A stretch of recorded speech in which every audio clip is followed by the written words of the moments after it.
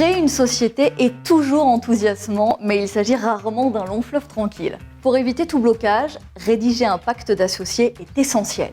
Tour d'horizon des points de vigilance et des bons réflexes à avoir.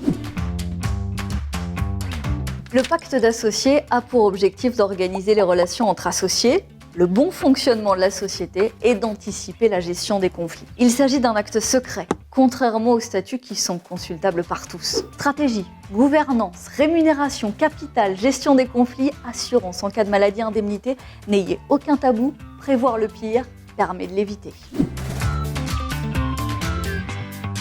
Tout d'abord, organisez les modalités d'entrée et de sortie des associés. Prévoyez les clauses de vote de certaines décisions importantes, comme la désignation des dirigeants par exemple. Proposez une durée limitée pour le pacte, sinon tout associé pourra y mettre un terme à tout moment et sans motif.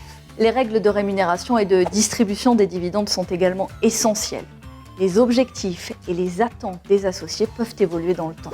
Anticipez les conflits en prévoyant des procédures simples et précises.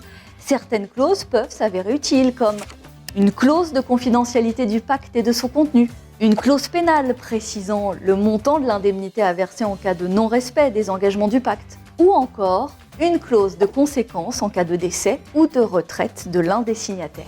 Sachez qu'un avenant suffit pour faire évoluer le pacte d'associés au cours de la vie de la société. Rédigez votre pacte d'associés dès la création de la société, car une fois un conflit survenu, il sera trop tard. Pour éviter de paralyser le fonctionnement de la société, limitez le nombre de décisions à prendre à l'unanimité. Optez pour un pacte d'associés sur mesure et sollicitez votre notaire.